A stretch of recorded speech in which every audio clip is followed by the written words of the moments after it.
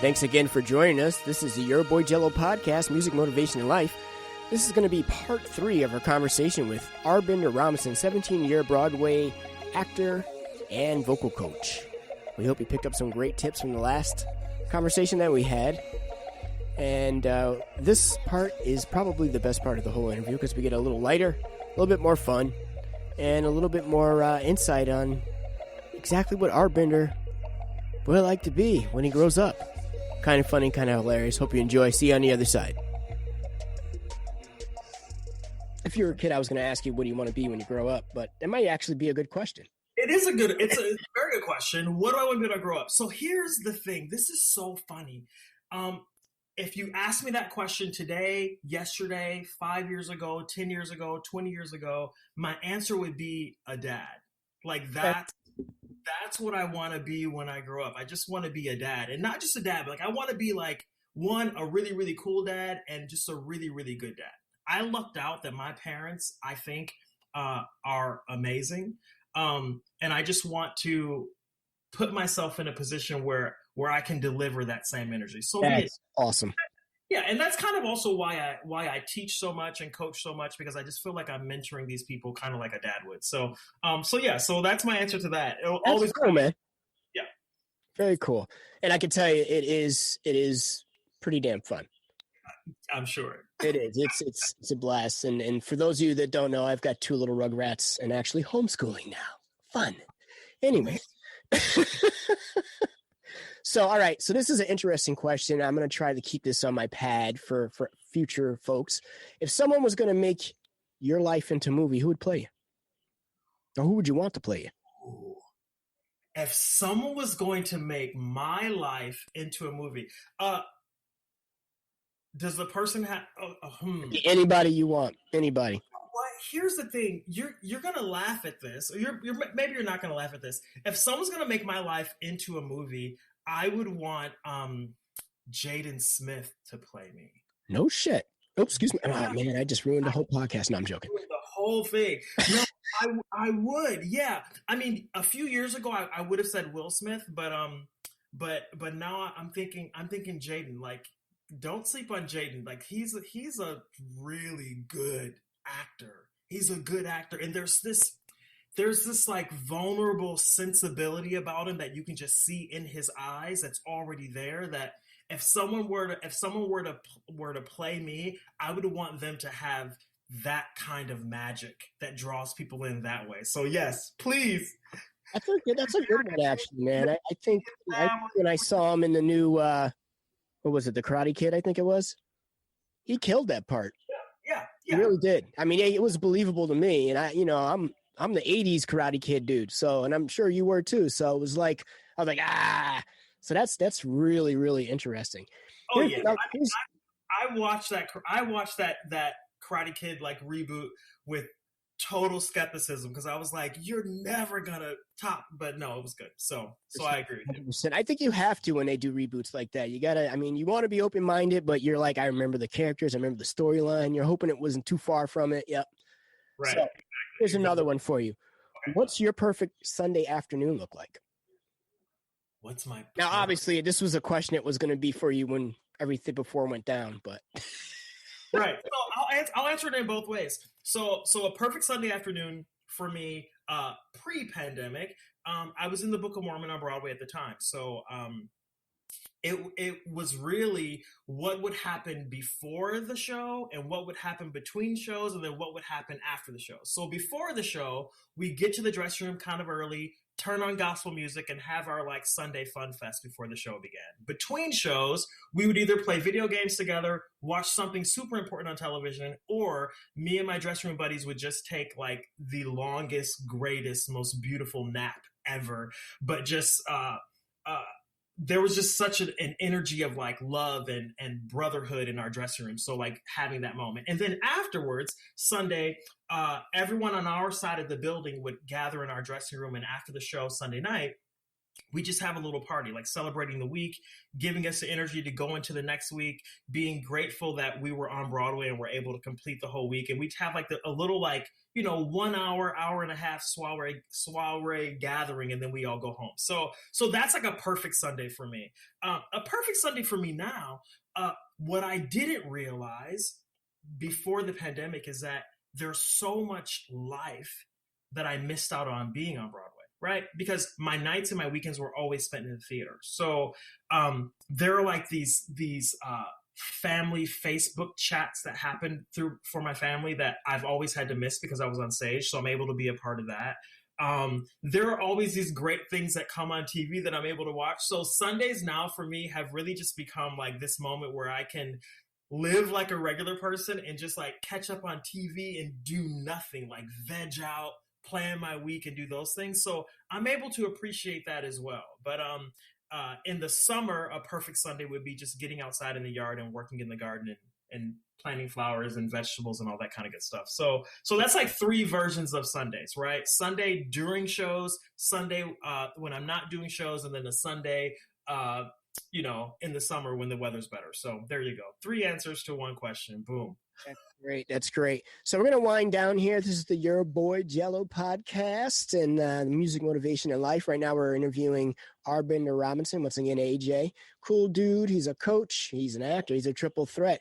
So if you need a coach, I would provide that information in the links when we are done and when I get this ready for you. If not, it's is it at Arbender Robinson, or what are your handles? So Instagram is it's at Arbender2, because when I set up my Instagram, there was already an Arbender, so at Arbender2. But the easiest way to find me is just through my email, which is super easy, arbender.robinson@gmail.com. Or you can go to arbender.com, and Arbender is spelled ARBENDER.com. You found me. There we go. That's easiest. So that's it. So are you ready? Here's our last question. I think this is going to be a poignant question for anybody that is getting into acting and thinking that, well, let's not give it away. Let's just ask the question. Okay. What do you feel, from your standpoint, your philosophy, what do you feel is more important for an actor? The person's talent or the training? Ooh. This is tough. I think they're both important. So I'm going to answer this question twice. So talent or training? Let's talk about training first. Training, if you don't have the talent, right, but you dig hard into your training is going to teach you all the tools that you need once you book the gig to keep the gig. The training is going to teach you how to master that audition room and overcome the shortcomings that you don't have talent-wise.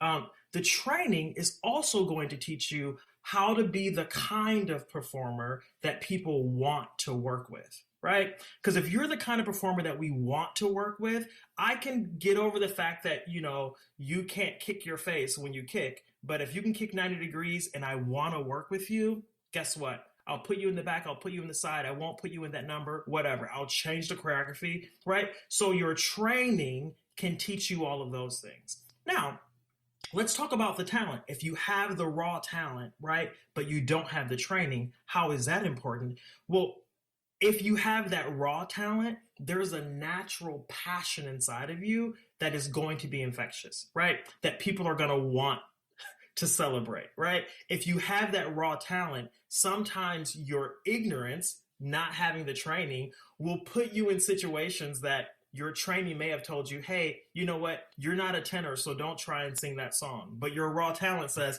I want to sing that song, and you may blow it out of the water. So sometimes that lack of training can also work to your advantage because no one's taught you or told you what your limits or limitations could or could not be. Right.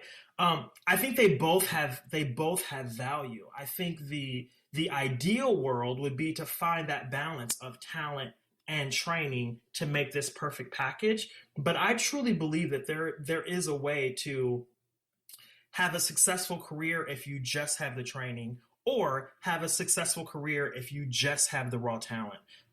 They both have value. It's not like being a doctor where you have to have all of these things, right? You have to be smart. You have to get good training. You have to do this. It's the only way. With this industry, being an artist, being a creative, there is no path. So they both work. But what's going to be important is for you to realize what you have to offer and learn how to deliver that. So if you don't have the talent, but you have the training, how do you deliver it? If you don't have the training, but you have the talent, how do you deliver it? So that's how I would answer the question. I know it's a long answer, but I think that's the most honest way that I could answer it.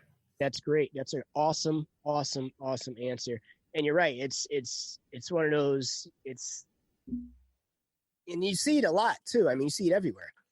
I mean, that brings me back to the point of the social media thing, right? It's a lot of people. There's tons of people out there are raw talent, but if you put them where in a situation where they don't have that trust, they don't have that trust of the other actor, or right? Because there's you give me some, I give you some, and they don't understand that, then you got a problem because they're so used to doing their thing.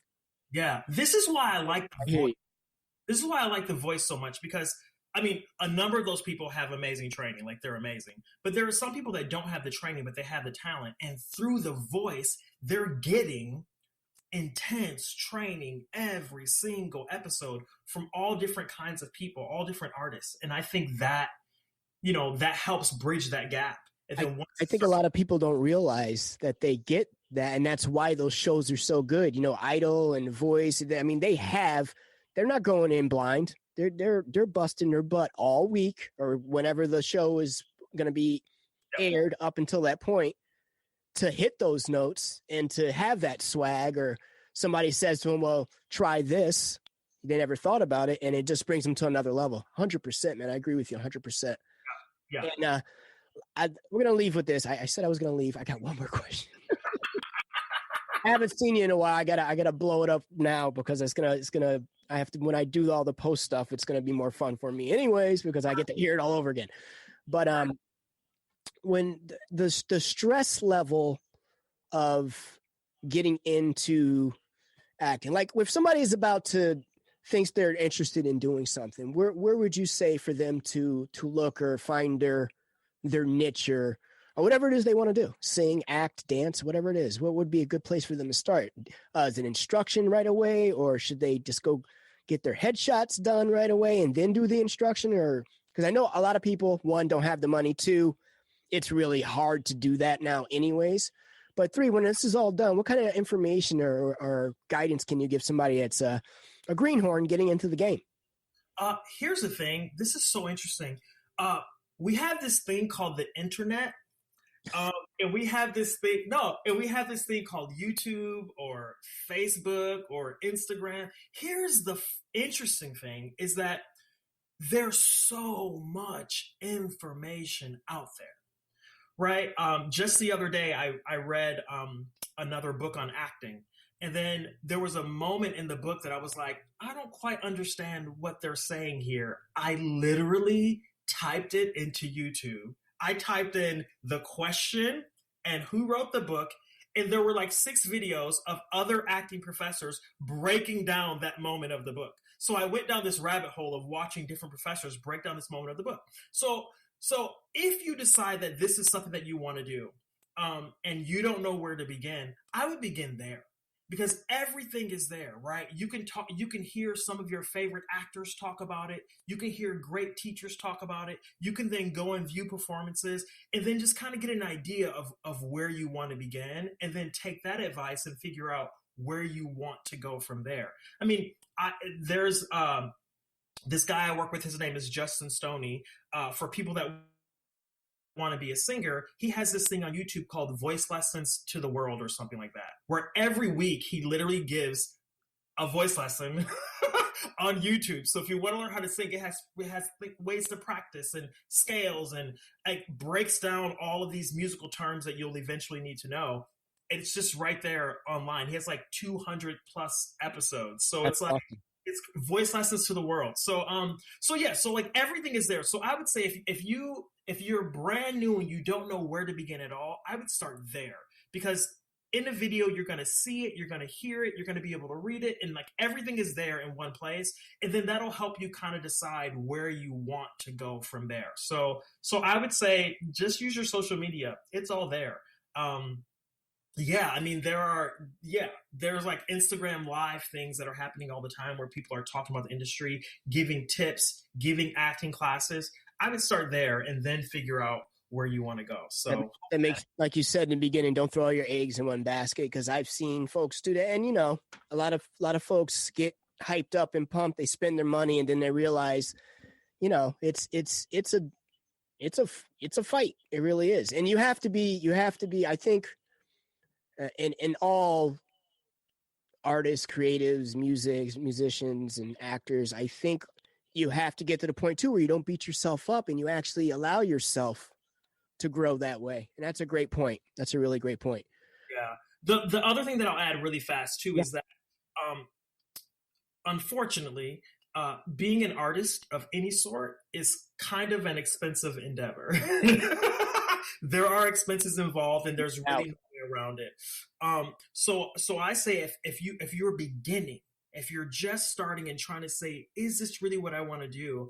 I'll say initially, when you're trying to decide if it's what you want to do, save as much money as you can. So find those free things online that you can do first, and then if you're still interested, then you can start paying more for all these things. I can't tell you how many of my friends are like, I want to be a voiceover artist, and they went out and like spent thousands of dollars and got this great voice studio recording equipment, and then got into it and said, oh, this is hard. I don't really want to do this. And I'm like, you just spent thousands of dollars, dude. So I'm like, start cheap first and then start upgrading everything from there. I did the same thing with my headshots. My first headshots were horrible. I photocopied them like at Kinko's because I couldn't afford to keep printing them. Like all I know what you mean. And then like as I started making money, I was like, great, I booked this gig. I'm making this much a week. So I can afford now to get headshots that look like this. And I just upgraded my photos and my materials as my salary and as my work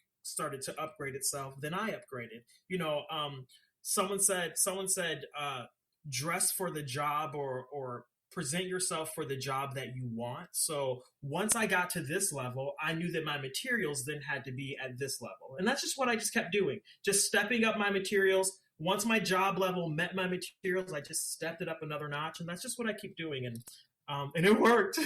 Here I am. So there we go. Awesome. That's awesome. And I would, if people don't know, I'll plug myself. Go to voicesbyangelo.com. And you can also find the podcast on there, but you can find my demo too, and check that out, because he's right. If I don't even want to tell you how much you spend on your demo, but yeah, save your pennies. But you know, I had already been singing and doing music, so it really wasn't that much of a jump, but I hadn't done it because I was doing the acting thing for so long. And I was like, well, why don't I just, and look, it was before the pandemic. And sometimes, like you said, you just got to be creative, man. You just got to, sometimes, and that was my jump. That was my jump for 2020. Yep. Like I said, I got my demo, and then we got locked up. I know, but it also gives you time. It gives you time too to like keep working on your craft. Yes, right? Yes. No. Seriously, yeah, it did, and it paid off. I mean, it's starting to pay off now. So you just gotta, and that's the other thing. We're gonna leave with this last thing. We said last thing 3 times. I know, right?